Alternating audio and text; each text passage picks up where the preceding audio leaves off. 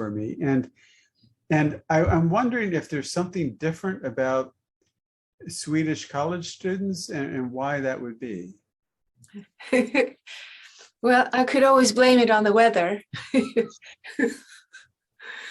It's very dark and cold and people get introvert. And whenever you have a chance to go inside to see what is happening in you, there can be some deep insights maybe coming in the different areas of people. We're very much introspection here, introspective people, you could say, because so long of the year we are in dark and a little gloomy weather sometimes, and maybe that has something to do with being more reserved or introspective like that. Could be. But I also found sort of this open-heartedness and almost a naiveness. Yes, probably. When you were talking about hitchhiking, or that some man stopped and offered to take you to Hollywood, I was like stunned by that. It's like that's something no American young woman would ever do. I know. I was yelled at by the family I stayed with. They said, "Don't ever do that again." I couldn't understand. So yeah. So what is it about that made you this sort of innocent, naive, maybe gullible, but there's also a sweetness to that? I don't know. Okay. Like yeah. Sorry, I didn't mean to start off with that. Okay, so what was an early sign in your life that sort of told you that you were destined to be a spiritual person, or what was that first calling that you felt to go in this direction? Well, I can recall that actually as young as about 3 years of age. I grew up in an academic family, or not a religious family, but I was that in the family, at least, very interested in bigger questions of God and the universe. And I don't know why. I wish I had an answer for why I was like that. But I remember holding my mom's hand going to the store across the street. And there was this window with angels and like God pictures, something like that. And it's a Sunday school. So I said, "Mom, what is that?" And she said, "It's a Sunday school." And I insisted, I want to go there. I was very determined to go there. So, of course, my mom, who was a pharmacist and more interested in that kind of outlook, but very good-hearted, like very open-hearted. And that's the way me and my sister were raised, very open like that, to find our own way. And I think Swedes in general are like that. We don't push anything. We're just here to explore the world. And maybe that is one very nice quality of living here. We're not pushed into one or the other direction.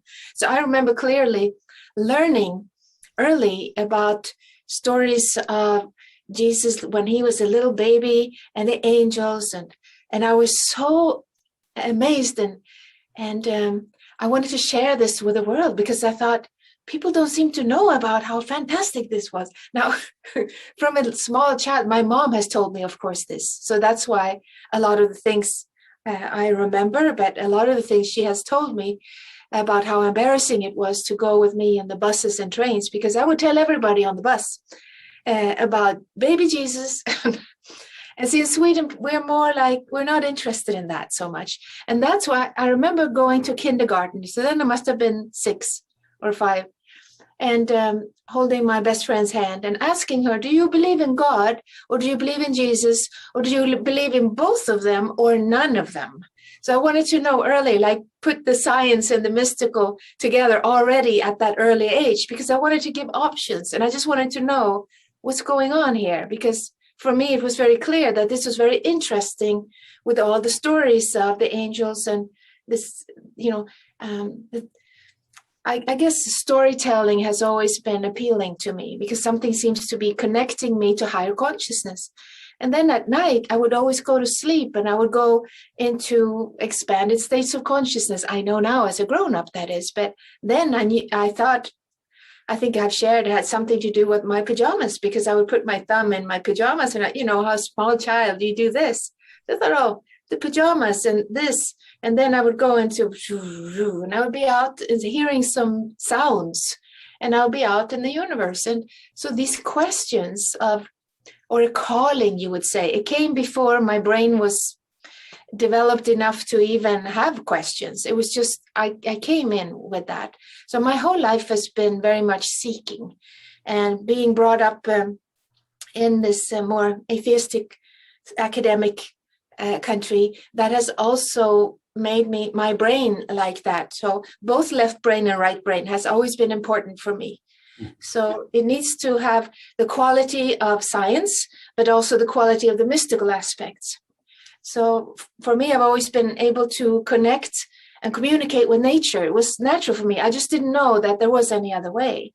And my mother always told us stories of fantastic stories of little girls going out on adventures in the world. And I always thought that's what I'm going to do. I'm going to go out on adventures. And I would talk to the rocks and the nature, even though I lived in a suburb of Stockholm. It wasn't like I'm brought up in nature, but for me, that rock there in the yard or outside, that was enough for me. I couldn't see that I lived in the suburb of Stockholm. For me, I was immersed in a different perception of the world, and that's how it started. It's so deep in the roots that I don't know any other way.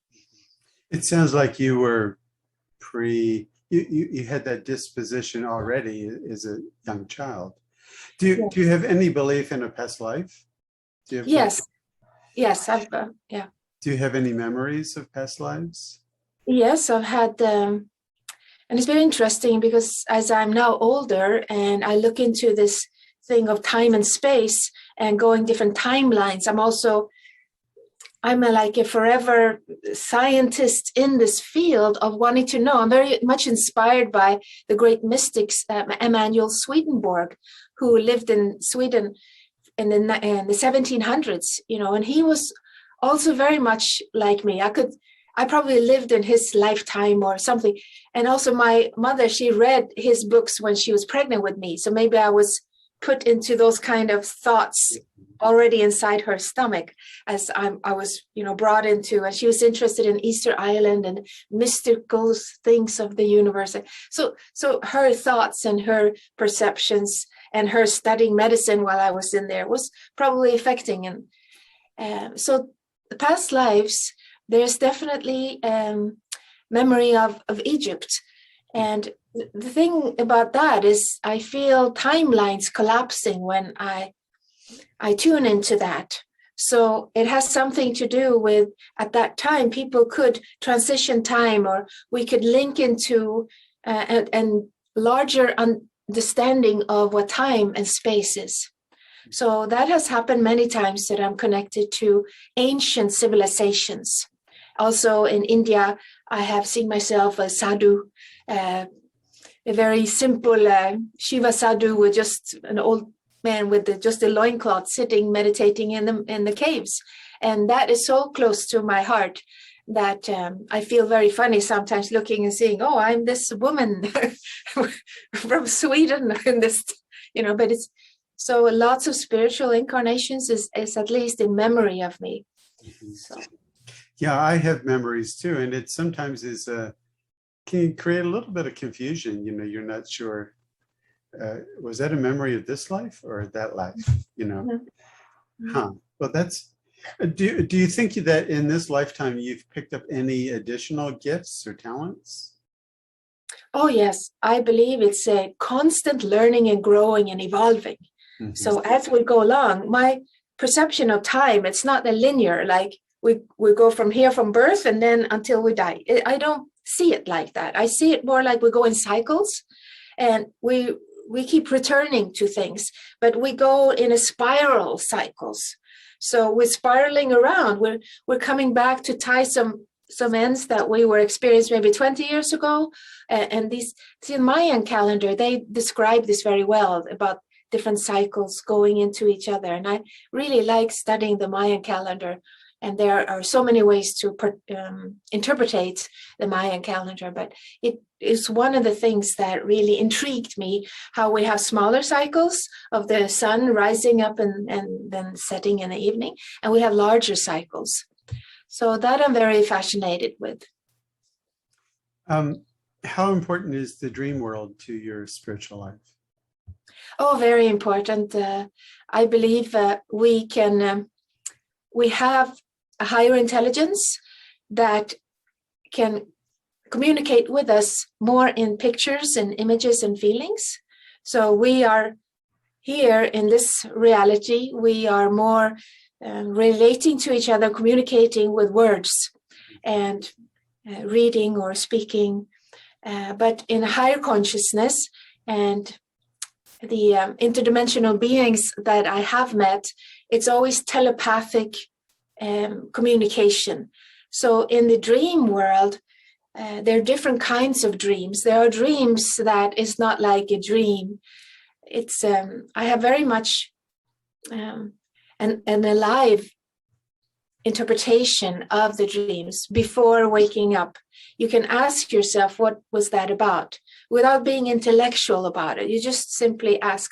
Sometimes the dream will even stay until I'm fully awake and I can see, messages or beings that are my guardian family or some higher evolved being that needs to say something to me. That has happened several times. Mm-hmm. And sometimes, like I said, Swedenborg, he was speaking about correspondences, like the angels or the higher evolved being. He said angels is nothing more than human beings who have transitioned in their consciousness to be enlightened or God realized. So then you move into helping humanity, those who want help, because we're under the law of free will here. So we have to seek help from the angelic realm if we wish. So, and they speak to us in forms of images. They can imprint, and you can actually ask, even when you're awake, you can just ask for guidance of something, and you will get a feeling or an image or a correspondence, or maybe all of a sudden you'll see a dove flying and it will make an imprint in you. So you can work with dreams in both daytime symbols and correspondences, or of course in the dreams to allow the unconscious of the brain to also be interpreted and coming up to the conscious mind. So that's interesting for me. I'm glad I watched your previous interviews. I'm not going to go into all your adventures because I've already seen that, but this is much more interesting for me, at least. So has there been, have you had a human teacher or a living teacher? Yes, for the past 20 years, I've been studying with the spiritual avatars, Sri Aman Sri Bhagwan in India. Mm-hmm. And before then, I had a non-living teacher for 20 years, and just relating, you could say, spiritually or through the image, the Siddha Yoga mm-hmm. lineage of when I lived in California. That was like my life-saving at that time. It was very confusing time. But so the Siddha Yoga was, and using the mantra was very much my pathway until, and I had this wish. It's interesting you said a living teacher, because that's what I wish for. I said, I love this master so much, but he transitioned just a couple of days before this body here was born. So I said, oh, why couldn't you wait, just hang out? But I used to meditate and speak, with him. And my only thing was enlightenment. I just wanted to bring into enlightenment to the highest state of consciousness I could evolve in this lifetime and help as many people as possible. It was always these two things that I wanted to do. So I sat and prayed in front of his statue in New York, upstate New York. There was a Siddha Yoga ashram there. I stayed there for a week, and I remember just sitting by his statue praying for this. I was in my early 20s, and all of a sudden a vase just fell over. It was an empty vase but had water, and it just gushed the water over me. I was so deep in this fiery prayer that I just stood up. I just flew up because I was startled. I forgot where I was. So that was, I understand later, a blessing, like you will get that in time, just be patient. So I had to be patient. But see, this is a lot of passion, a lot of seeking. And maybe you have to have that kind of a seeking to get a real breakthrough. You have to really test everything out, living in Hollywood, being around rich and famous people and working in that business and thinking, oh, people seem so happy in the movies. Well, they're not that happy, So, and moving back to Sweden, and it was actually in Sweden here that I got the breakthrough, hearing about my now living teachers, that I still am. Well, now I'm taking classes online, but I used to go to India and I used to bring groups of people, whoever wants to study there. I could be translator, because sometimes people have problem understanding Indian English. So I'm the translator for them, for the Nordic countries, if they want to, whoever wants to study with them, they're still alive. It's a married couple.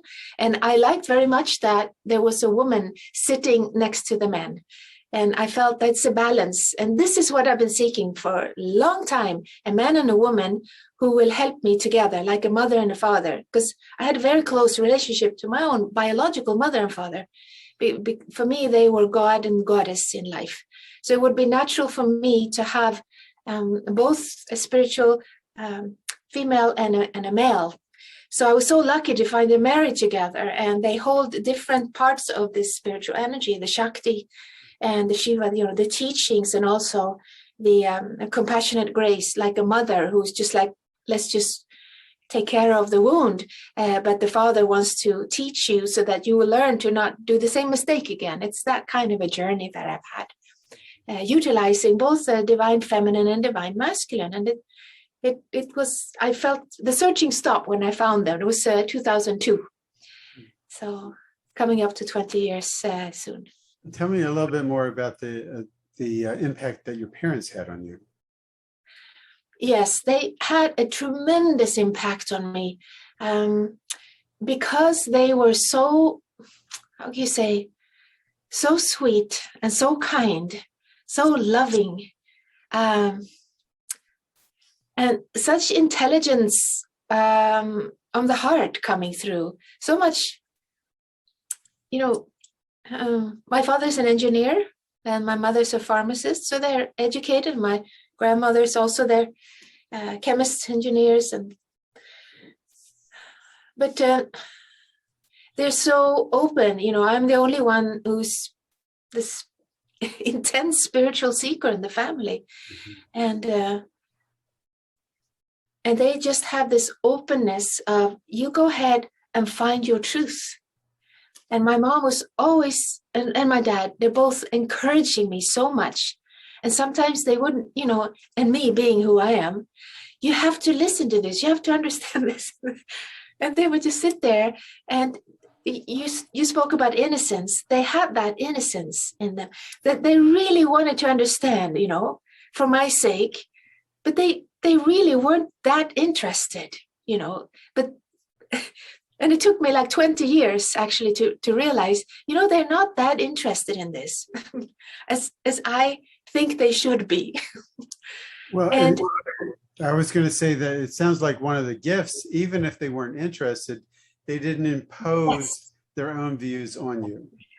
It was one of the key things in my whole upbringing, and it took me many years to see it. And also my mother, because I lived 13 years in Los Angeles, and I would write them, especially my mom and I had very strong correspondence, and also my dad, and I would write them every week. And at that time it was in the 1980s, and we didn't have computers. I would just handwrite, 5 pages on both sides, just about a book that I have read. And they should know about the interesting thing about this book, or a lecture that I've been to. And then towards the end, my mother, she said, we saved all your letters. They're in the big box. And we had to read through this 5 pages of metaphysics or New Age something, and we only wanted to know, where do you live? Where is she living now? And how is she, But that wasn't important. We always came at the end, I moved, I live here now, I'm fine, Do you think you were a difficult daughter for them to deal with? It took me a long time. I thought, I didn't even think about that. I just thought, I have to save everybody. People seems to be lost in this world, So then when I met my now spiritual teachers, that's when I got the insight. Oh, maybe I should look inside me. Maybe there is something for me in here. And I actually fell in love with my parents in a new way from that process started off of seeing I have missed them. I've been so involved in me trying to share my insights with everyone, especially my close family, that I missed who they are, experiencing them, seeing the sweetness and the love of, what is my mom? What is she passionate about? What does she love to do? And how sweet it was to be around her in that way and to stop this constant sermons coming from me, Usually it's the opposite, where the parents are the ones giving the sermons, but you were the one. I know. My mom, she would tell me once, because I'm always with natural medicine, she's a pharmacist, so we would have different opinions sometimes, and I would be much more, trying to convince. And she would say, she would be so sweet and kind and compassionate, and she would just say, oh, Anettas a little strict, I think. She would say that. Anettas a little strict. You strike me as a person that is... There's something so kind and generous about my upbringing. I'm very grateful for that. I'm sorry, the picture froze here for a moment. Oh, there we go. Okay. There we go. I think your energy is just starting to fry the computer screen. You strike me as a person that has a lot of energy, very sort of intense and maybe a little bit driven. Is that yeah. Is that accurate? Yeah, it's accurate, but I have like this on and off switch. And that's also what I work with in my natural medicine clinic, work with the parasympathetic nervous system. With like Swedenborg, he was obsessed with the cranium. It's so strange because I became very interested in the anatomy, the cranial structure and the bone structure of nervous system of the human being. So it's very important to have an off switch and an on switch. So sometimes we have to be very energetic and alive like this, but there's also important that we can meditate, we can like switch off, sleep, recovery. And most people are burnt out. It's very common in Sweden that people are burnt out because they give all their energies, and there's an inner stress, like the inner world. When they close their eyes, the inner world is ramping, the thoughts, and so that is tiring people, and they go hit the wall, we say here. So I have a gift also, maybe from my working with people in the clinic, but also living that I need long time of recovery, meditation, silence, being in nature, or just being silent. I could be silent for hours. I enjoy silence so much, and that is when you recover. So that's a Shiva Shakti, like from the Eastern way of looking at things. And that's why I have a lot of energy when it's needed. Since you are a person that is very, motivated from a higher level, spiritual level, what is your current calling, or what do you feel motivated to do now? I truly believe this from looking back into my life, that our own evolution to evolve as a human being is the most important thing we can do to help the world, because I'm still highly motivated into helping this planet, this nature we live in, other human beings. I've always had problems seeing people. Why are people different? Like different religions, different cultural backgrounds. We're all human beings. We have the same anatomy. We all have lungs to breathe, and so the human being and the nature has been very important to help to find harmony and balance in that. So that's what my passion has been, and I found that to help another to have that passion, that balance in them, or to help nature, or what I now have discovered, the collective human consciousness. Like we see the world today more than ever, we all want to help the humanity today. We're suffering so much from all kinds of areas. And I found that our own evolution, our own heart and brain needs to be synchronized to be able to affect other people. So one person who is in harmony can affect many others, just in the family.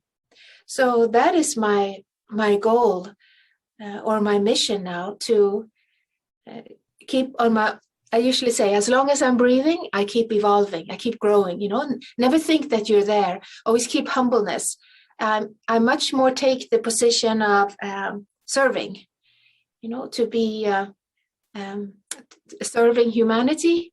And like both my living spiritual teachers and my inspiration of Swedenborg said the same thing, heaven or humanity is like one big human, so you can see humanity as one big human. That is actually the most correct way of looking at what is God. God is a balanced, beautiful human being with a heart and a brain that works. And so to affect that collective human being, then I keep growing for as long as I'm here. And helping those who are looking for it is very important. I learned that, as I shared, I used to push my view on people good-heartedly, but it's very important that people seek the wisdom when they're ready for it. They shouldn't be pushed. Just like my parents were my greatest role models. They let me go on adventures and find for myself, and that's maybe the heritage I have received from them, because now as I'm older, after at least the last 20 years, I only give when people are looking for it. I never push my teachings or anything that I do in natural medicine either. It's very important to honor the free will. I believe it's the greatest gift we have. Unless we're awakened, then we see that it's other laws that really are running us. But to have the experience of being a human being, we need to utilize and access our free will. That's part of the experience we are here for, until we awaken to higher laws of consciousness. Then other things start. You start discovering higher laws of what is running us. And that's also very exciting. I have a question that I've been pondering, and I don't have the answer to it. So I'm not, anytime I ask you a question, I'm not expecting you to automatically know. But one of the things I've puzzled about is that, when I go into a meditation and it's very deep and sweet and peaceful and the mind falls silent and it's just so absorbing, why is it a struggle to stay there? And why is it a struggle to get there? And if it's so wonderful, like, why wouldn't we automatically drift there? So yes, that's the same question that I had in the whole 1980s when I was in Siddha Yoga. That was what drove me further. Otherwise, I would have just, said, that's life, but I couldn't let it go. Exactly that question I had. And living in Los Angeles, where everything is possible, where I kept looking for, I went to the Bodhi Tree, which is like a spiritual bookstore, and I kept looking for courses there. It should be a course like meditation in action, like what you said. When I sit down, meditate, it's so wonderful. That's 45 minutes I sit every morning, so wonderful. But then the rest of the day, 23 hours of hell, and then I have this little piece of heaven there. It should be the opposite. I could take 23 minutes or 45 minutes of this disaster, but if I could just have 23 hours of just living. And I felt, let me see, is internet? Yeah, okay. We just had a gap. All right, it comes over. Yes. I know sometimes the energy gets a lot from here, and then I know the internet is sometimes affected. So I'll try to slow down. But yes, even in the 1980s, I knew that I have had life as a monk or as a siddha in the mountains. I've had that kind of experience. I'm here to be a regular, normal person, get married, have children, but I still have this drive for higher consciousness to live in just peace and happiness, to live in connectedness with the divine, or whatever you want to call that. It's such a strong drive that it would not let me go. So that question that you asked now is what made me find my current teachers, because they were giving the key, or it was given to me actually before I met them. It was given from inside. And that was very important to me, that I received the message from inside, not some other living teacher from outside saying, this, I got the answer to your questions. It didn't happen like that for me. It happened from inside. I was just listening on a lecture here in Helsingborg from somebody who came from India and had met them and said, and he was an atheist, this man. And he said, I'm an atheist, but there is something in the heart. There's higher consciousness that live here and it can awaken. And it happened to me. And I don't know what to say because I'm not a spiritual person, but I'm just here to, and he gave some kind of energy transfer. He said, I call it an experience healing. You will have the kind of experience that's good for you. I don't know how these things work, he said. He's a very simple man. He's lived in a farm, and he said, I never read a book in my life. If you have spiritual questions for me, I'm not going to answer them because I don't know. I just know that there is something here, and that's why I'm here to tell you about. And then he just put his hands over our head, just short time as he walked around the hall. And I thought it's the strangest lecture I ever been to, because I usually get a lot of information. I want to know information. And he was on top of it all. He was deaf, so he couldn't speak so well. So it was very little information, but clearly he had some kind of, not even like an aura or charismatic. He just spoke. He was authentic. That was the word I would say. He's authentic. He's telling the truth. So it was when he touched me like this. So this is a person who is awake to his Santriam. He's authentic. He's just himself. See, that's why being spiritual teacher, it's a little, it's how you understand it. It's all about awakening to that presence, that one unified field, you could say in some circles. But that's when I received the teaching from inside that I still live by. And then after a year and a half, I met the spiritual living teachers that he had also met in India. And that's when I heard the same message. They are also teaching that. So I'm very glad that it came from inside. And what the teaching was, it was a voice that was like a thunderous, if you could imagine the voice of God. I mean, it's never happened to me before or after that, but it was a thundering voice from outside the universe and from inside the very core of my being at the same time, a paradox. And the voice said, don't be afraid to meet your inner suffering. So that's what catapulted me into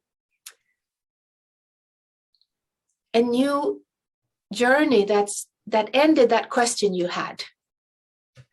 Because I was just like you, but then I had 2 children. I was then divorced. I was a single mother with 2 children. So I didn't even have meditation. Before, at least I had 45 minutes of peace. Kept wondering about what about the rest of the time? And now there's zero. There's just some kind of survival mechanism for many years. So of course I'm looking, but I was on my way to just give up this, and maybe that's why there was divine intervention of this teaching. And you would think that because that presence was just filling everybody, every cell of my body, and this teaching came, you would think that the presence would then come, I will remove all the pain and suffering, and here we go. And we're one, but that's not how it happened. It's so the answer to your question lies in this experience. Because it catapulted me into that journey that I'm still on.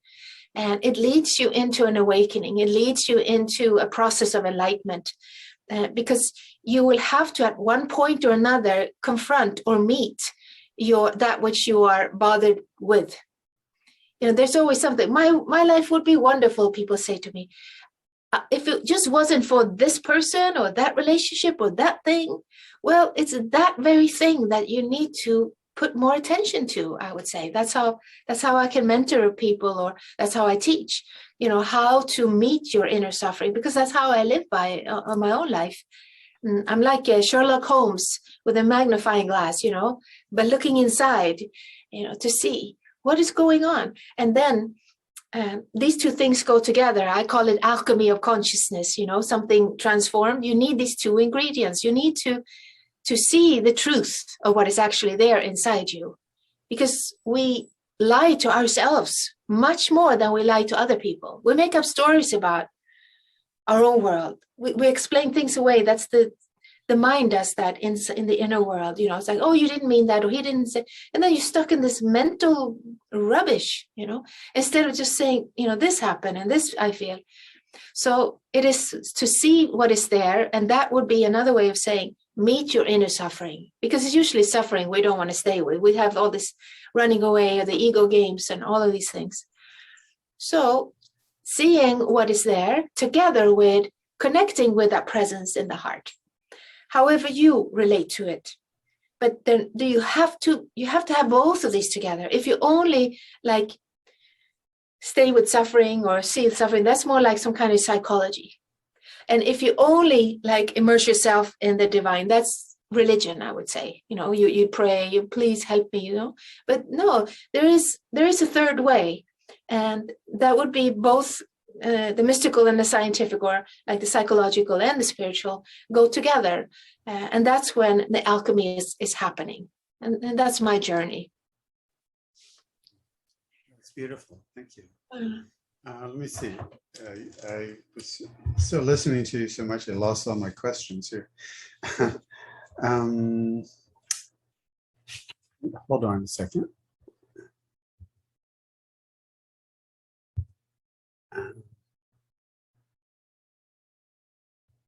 Was there a key turning point in your life, a key moment, an intersection where you could have gone one way or another? And what was that intersection? What was a key turning point for you?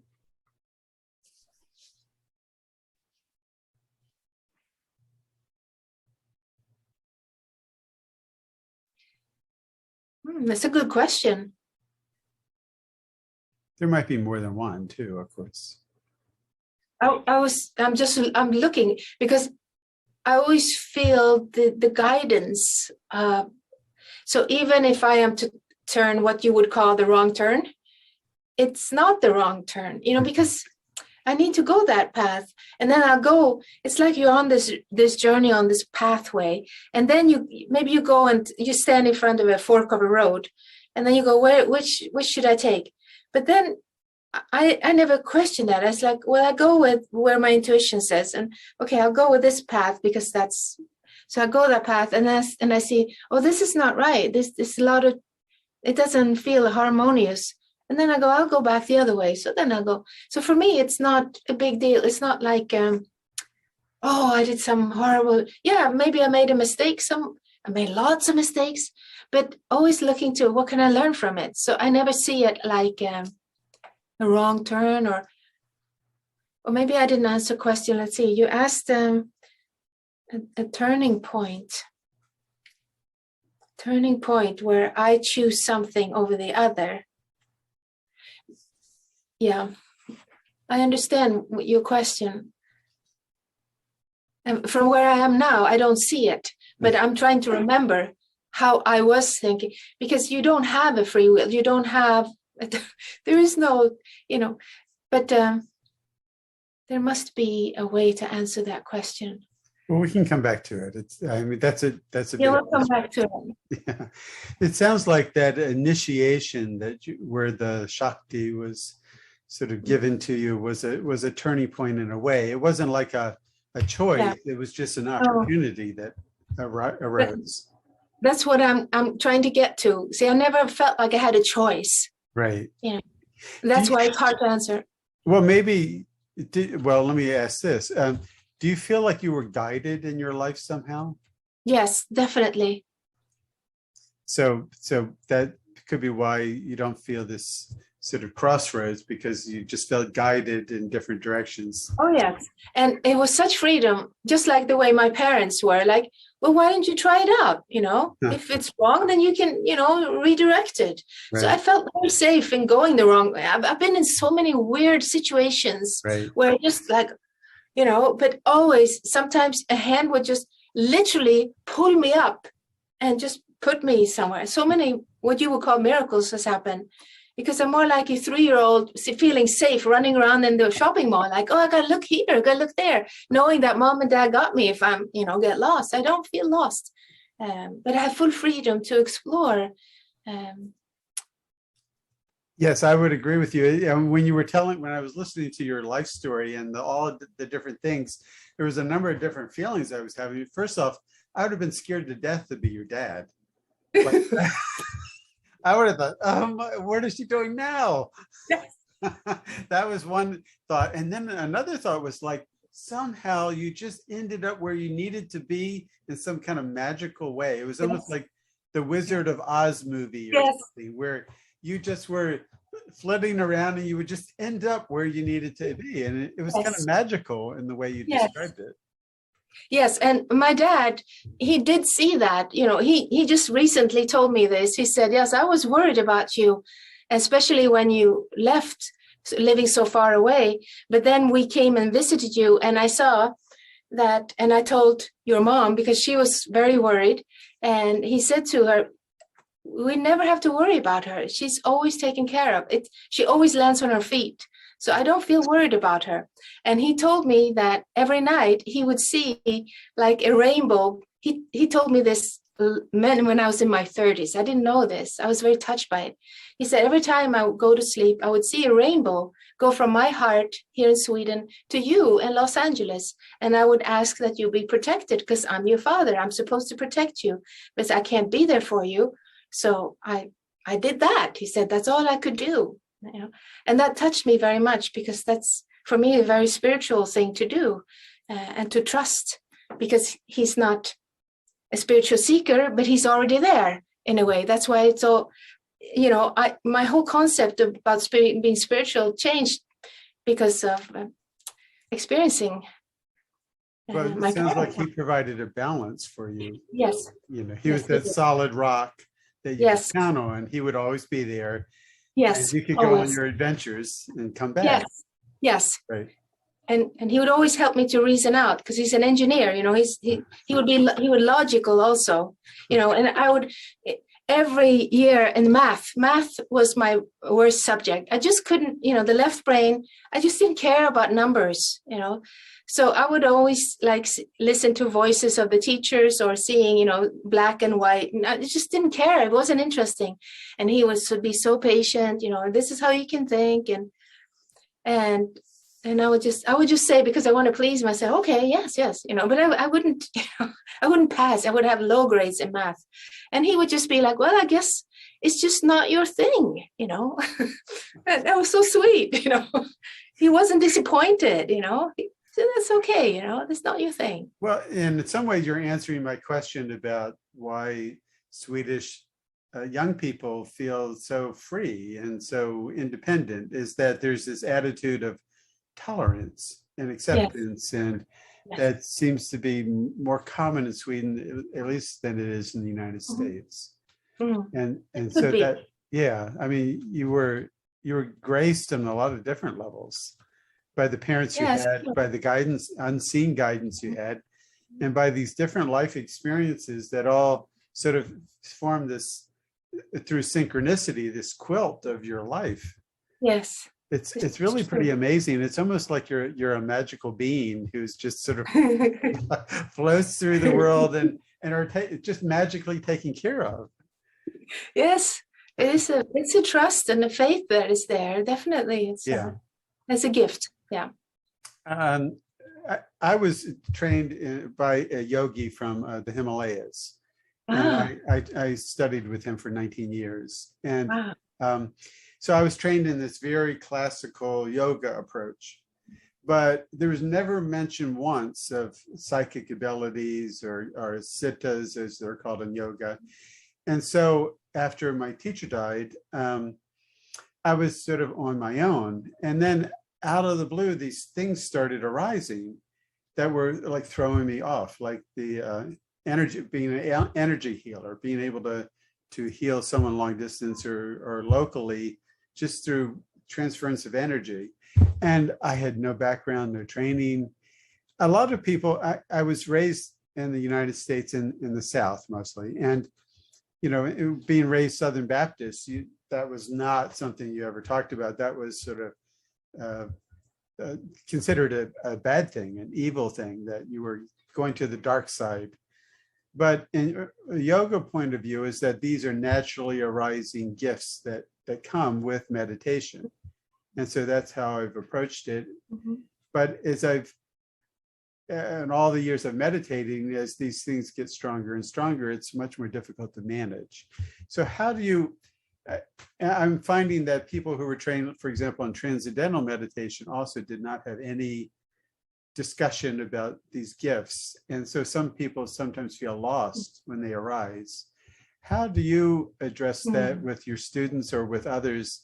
And they say, suddenly I'm talking to an angel, or I feel I have this gift. How do you work with that with other people?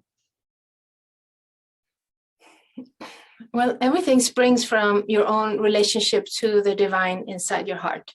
Because if that is a strong foundation, a sacred platform inside you, then you don't, you are so protected and you're so guided. I mean, anything, the world is open for you. I mean, people ask for, can you pray for this and this and this? And I was like, I wish they would pray for the gold mine. Why not win the lottery, Because if you ask for the divine presence to live inside you, I mean, you can ask for all the cities and you can ask for whatever it is that you want, the wealth that you're looking for, or whatever it is.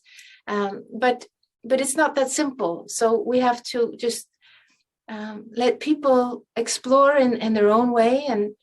And so my main focus on all my courses is these two things, to enhance that connection. Because if they have a meeting with an interdimensional being and they're not grounded in their own heart, well, first of all, they might not have that kind of a connection because they're not, their higher sacred self wouldn't allow for it to have that kind of a meeting, because it would maybe have a psychological effect on them that wouldn't be good or something. Mm-hmm. But there are all kinds of beings out there. So it could be nice to be really solid in your divine presence before you explore these cities or supernatural powers, or if you are giving healings to others and you're not really immersed into your own divine self, you could take on other people's things and so forth.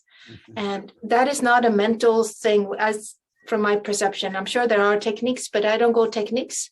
It's very alive, and to have a sacred relationship to that presence inside your heart, it's the only way to go. Then you will be taken into these adventures in the universe that can help you and guide you into where you want to be. So that's my main focus, and how to meet suffering, how to confront suffering, how to not run away from that, which will actually is your liberation ticket. So these kind of things I'm passionate about. One thing that you are interested in, that I'm interested in too, is the use of sound, mantras, in spiritual life. And tell me more about that. Yes, it was actually my first discovery of this presence inside my heart. It was through the Siddha Yoga, and it was 1983 or something around there that I got to experience the power of sacred mantras in a group of people in Santa Monica ashram at the time. I was visiting, and just I was awestruck by that. Just sat down by the wall, just thinking, what is this? I just closed my eyes. There was so much calm and peace, and I didn't know what they were singing. I wasn't familiar with the Sanskrit language or anything like that. So at the end, they would say, welcome back next Thursday. So every Thursday evening, I found myself there again, just sitting by the wall, just, nobody seemed to care if I was there or not. So I could just sit there, And then after some time, I just started also making these sounds, and I didn't know what they were. I just repeated what I thought it was. And eventually I learned about this is sacred mantras.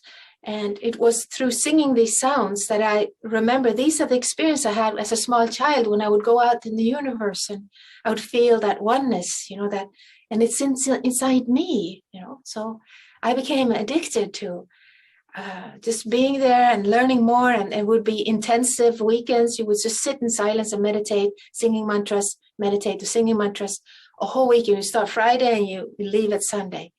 And you would just go home and sleep and come back or something. So that was a very deep experience. And of course, that has deepened now as I'm getting older and getting into the oneness. Then the mantras are a natural part of going into higher consciousness and also helping others, as we can sing in groups. I still have a passion to be many together and sing in a group, and the Swedes haven't really caught on fire yet. But I have sometimes these kind of mantra concerts, but not so many people come. So I figured, but I use them in one-on-one online sessions to transfer energy, transfer blessings through sacred mantras. So because we can't touch each other online, I can't put my hands on you, but sacred mantra and it delivers the energy. So that it has that function now. Mm-hmm. So if someone were interested in you, let's say there's a young lady who's 18, just like you, who's just curious about the whole thing, what could you do to help her? First, have a dialogue to see what she is interested in and what she wants help with. That's very important, that to hear, to meet a person where they're at, not where I think they should go. It's very listening. The listening part is so underestimated. So I really want to, there's such a joy in the body, in our own body, when we're listening to another. If people knew that, they would start listening to others. Because that's where the key, I remember first time I went to US, back to US after coming into this state of just being fulfilled. And I was asked to come back by my teacher in Siddha Yoga. He actually said, why don't you come here and just have, I can organize for you. And together with his partner, so they organized. And I was just so amazed at just sitting and listening, because Americans are very outspoken, so I would sit with a group, not like Swedes. They would be sitting and listening, So I would speak because nobody's saying anything. But Americans, they had so much to say. And so I would sit there and listen and then, well, all right. And I would sing maybe a little song and then it's over. And my organizer was like, what? You can't be doing that. You got to be talking. But they're talking. I'm listening. Somebody got to listen. They're talking. Well, you can't do that. Well, maybe I'll go back to, I can't be anything that, I can't push myself onto anyone. Mm-hmm.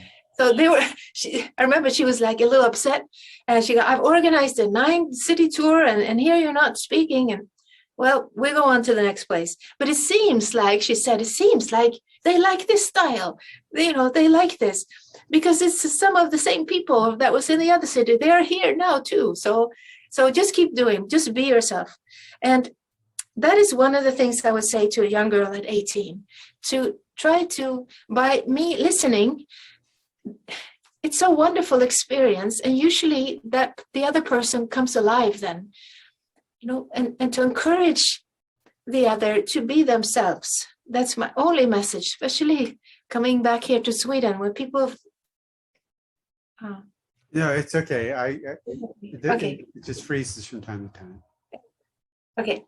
So just to, I love working with young people, and I assume that's how I raised my 2 children who are now grown up, and they appreciated having a little different mom in that respect, because they're free to be themselves, and they're 2 wonderful beings. I'm very grateful to have them in my life. So young people it's fantastic to help a young person to find their own center, to anchor themselves into reality, that I can live this life the way I feel I'm guided from the heart. And I think many young people, they don't think they are guided. They don't think they're protected. They feel scared in this world. Right. So that is very helpful once they see that they have like a spiritual family around them, you could say. They have like a spiritual mother, spiritual father. So there's someone looking after you. I feel, I guess I feel this constant sort of darkness around the world today. And I, sometimes just retreating and meditating, taking care of myself is all I can do. And sometimes I reach out, but sometimes I at least for me, I'm kind of empathic, so I get impacted by that. And I find sometimes it's hard to maintain that centeredness or groundedness in today's world, at least in the United States. Yes, the world is changing in a big way, and we need more people like you who are empathic like that. And once more people can awaken to the heart, to feel the pain, and instead of acting out of anger and rage, because it's a lot of, like you say, dark energies out there. But I expect it to continue like this, because the light inside us is getting stronger and stronger. More people are awakening. So the illusion of the world, it is like a transparency that is coming up. So that which has been hidden, this kind of darkness we see in the world, is nothing new. It's been there all the time. It's just that we see it now. Because we have technology of internet, we get news right away. Before, in the 1700s, they didn't know what happened in the other side of the world. So it didn't impact. But now we have a reaction, we have opinions of what is happening on the other side of the world. And we even worry about what is not happening here. No, but look, this is horrible. So the collective human consciousness is deeply affected by anything that is happening at anywhere in the planet. So it's some kind of a game that is being exposed right now. So I see it not as, it is dark, you could say, but it's a dark being shown. And when it's being shown, then there's light on it. See, in the enlightenment process, it's just putting light on what is there. So the more darkness we see, the more light comes. Like you feel the empathy, and you feel, you reach out when you are guided to, but you can't deplete yourself, trying to save the world. It's more like back to what I was sharing about our own evolution as human beings. That's the best thing we can do, to develop the intelligence of the heart, to work for the good, and to see what kind of thoughts am I entertaining. It's not that you close off the news. You want to see what's going on, but that's more like once you see your own inner darkness, and when you see it without judging it, you can also see the darkness outside in the world without judging it. You just want to see it. This is what's going on. So it's a liberation happening as we see it. It's being exposed. And this is what people don't understand yet. So if they can only calm down and just say, it's something good happening, but it sounds so bizarre to say that. So that's obviously why I don't say that. But it's my perception of what is happening, that it has to happen, because it's a huge transformation in the collective consciousness that is happening now on our planet, because we've never before been in such a situation that we're in right now. Like we talked about cycles, the planet is going around the solar system, the universe. So we are in smaller cycles and in bigger cycles. And it seems like we are in this kind of a light belt, you could say like a photon belt of just a lot of light coming into our whole galaxy. And it's affecting our whole solar system in a way that is very positive for an awakening and an enlightenment process. Because how can we put light on the dark if we don't see it? So what your master, your teacher has been working, what my teachers and all enlightened and God-realized beings and teachers and masters of the ages have worked, they wish they could live and incarnate in this time, because this is what's needed for the collective human consciousness to awaken, to go into enlightenment, which is our natural state of being. But it couldn't happen to masses, because it could only happen to a few devotees of some masters doing many sevas and things like that. But now you just need to know a little bit of science of, don't be afraid to see the dark.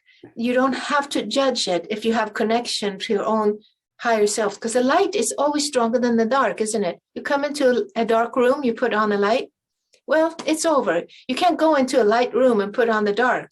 It has no power, so it's the same with the dark beings. They don't, you put light on there, there is nothing there. I'm conscious of the time. So I'm not on my part, but on your part. So it's, to me, it seems like you are sort of a model of what so an evolved being is. That you are, I know that sounds a little high. Yeah. It's not good to, to put levels like, I feel more a servant